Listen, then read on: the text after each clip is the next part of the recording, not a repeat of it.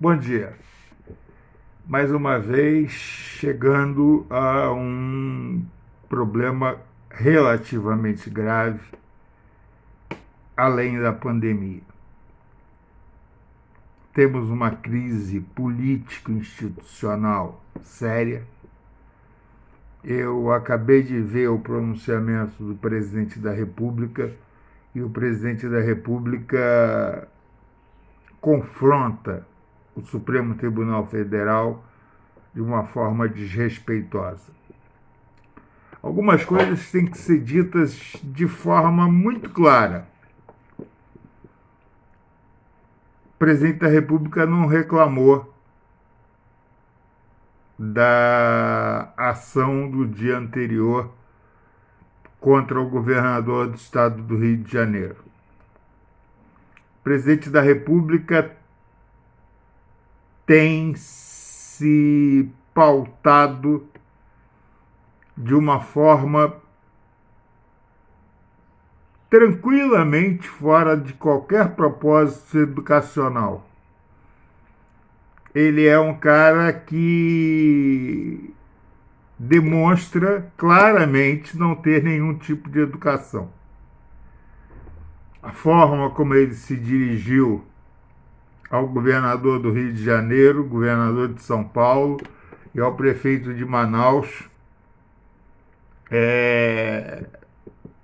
são, no mínimo, despropositadas. O prefeito de Manaus acabou de declarar ontem que iria processá-lo. Mas, para se processar um presidente da República, não é com duas conversas. Tem que ter, de qualquer maneira, as autorizações tanto da Procuradoria-Geral da República, como do Congresso Nacional, como do Supremo Tribunal Federal, e aí vai. Depois da declaração de ontem, eu acho que o Supremo Tribunal Federal vai tomar uma posição. Não sei qual é a posição, mas vai haver uma posição. Mesmo porque o filho do presidente, Eduardo Bolsonaro, ontem numa live também, mais uma vez, esculhambou o Supremo Tribunal Federal. Eu não sei se isso tudo é problema financeiro, porque nós vamos passar por problemas financeiros seríssimos. Mas eu tenho alguma dúvida a respeito de problemas financeiros desde a crise da Dilma Rousseff. O Brasil vinha numa tocada financeira tranquila até o segundo mandato da Dilma Rousseff. O primeiro já foi meio assim ruim, mas principalmente o segundo mandato dela, em que ela perdeu as condições de governabilidade porque a inflação começou a subir, os preços começaram a subir, as pessoas começaram a não poder comprar, o desemprego começou a agraçar, e isso tudo fez com que ela caísse. Então, uma coisa interessante é que, ouvindo noticiários, ouvindo televisão, rádio, analistas, eles diziam que isso era uma recuperação muito lenta, que isso levaria pelo menos 5, 6 anos para o país poder se voltar a crescer ou voltar a ter a condição anterior. Isso não aconteceu.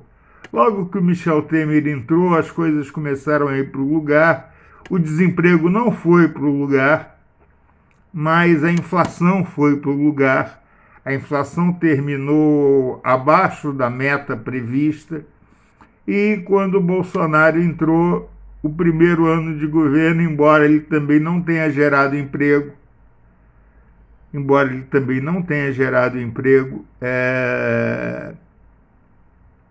as coisas andaram razoavelmente tranquilas em termos de inflação, de carestia, de custo de vida. Até que chegou o Covid, os preços subiram desesperadamente, porque o patriotismo do brasileiro faz com que ele tente ganhar dinheiro com a desgraça dos outros. E a partir daí, com esse auxílio de R$ 600, que de uma certa forma demonstrou claramente as pessoas do Brasil que não têm renda. Não eram só os caras do Bolsa Família, não eram só as pessoas que compraram a casa no Minha Casa Minha Vida. De 220 milhões, 70 milhões, 75 milhões precisavam de renda para sobreviver. Então tem alguma coisa errada na economia do país. Agora, o país que tem dinheiro para comprar respiradores a 5 vezes o preço de mercado no mundo, por que esse país nunca pensou em produzir respiradores? O país que tem dinheiro para pagar esse auxílio à população, por que nunca pensou em colocar os seus cientistas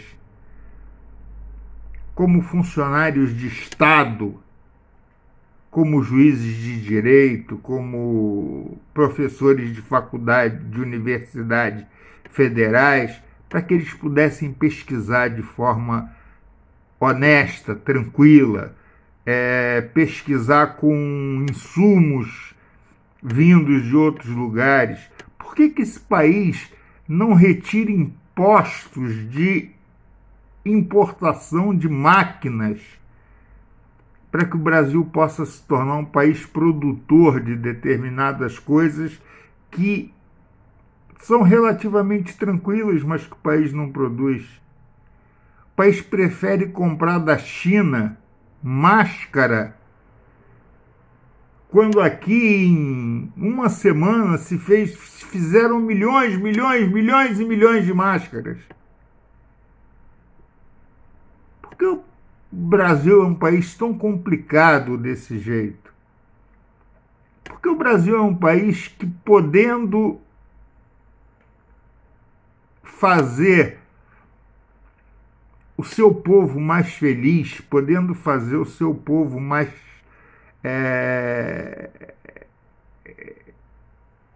mais gerador de emprego, mais gerador de trabalho, faz com que as coisas se tornem tão difíceis.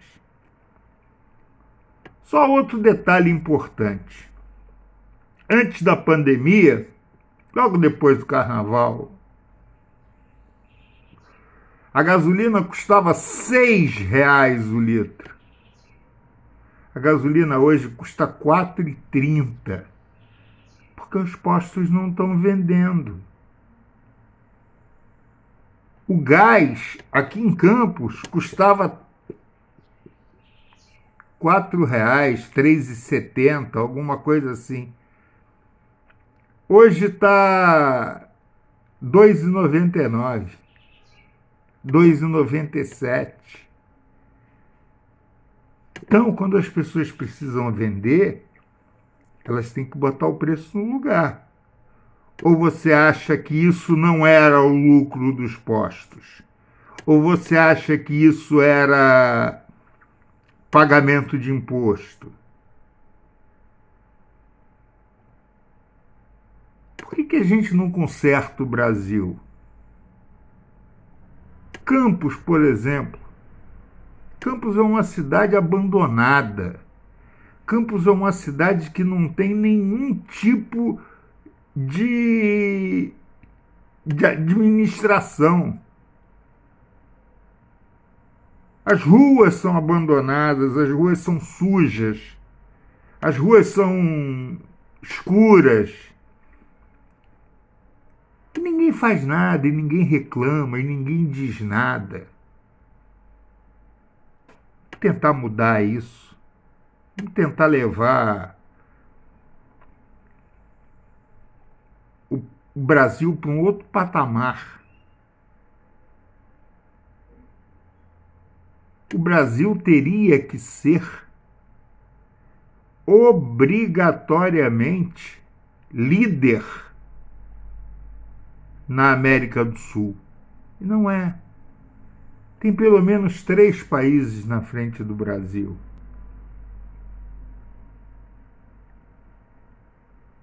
E esses países, de forma clara, dizem o seguinte: para ser colônia de alguém, a gente prefere ser colônia dos Estados Unidos, que é rico. Por que vamos ser colônia do Brasil? Mas não se trata de ser colônia. Se trata de ser parceiro. O Brasil até hoje, desde o governo Sarney no Brasil e o governo Alfonsín na Argentina, quando criaram o Mercosul, não conseguiram implementar o mercado comum do Sul. Nós não temos trânsito de mercadorias entre os países do Mercosul. Para que Mercosul?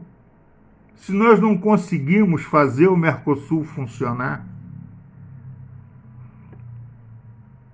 O Brasil hoje tem outro problema grave, que é com o Itamaraty.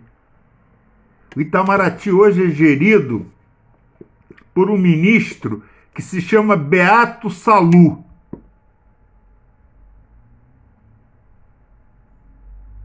Porque dizem que é um desvairado, um louco, que está na carreira. O Brasil hoje não tem nenhuma moral no exterior. Ninguém fala de Brasil. O passaporte brasileiro não significa absolutamente nada no exterior. Nosso corpo diplomático é um dos corpos diplomáticos mais abalizados, mais bem preparados que nós temos no nosso conjunto de funcionário público. Por que não aproveitar isso? Por que não usar isso? Por que não fazer com que as propostas do Brasil cheguem às organizações das Nações Unidas como propostas viáveis, como propostas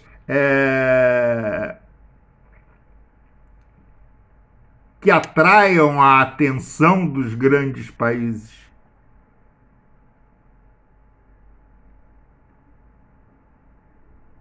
O Brasil é um país que está acabando. É a impressão que dá. Um abraço e até a próxima.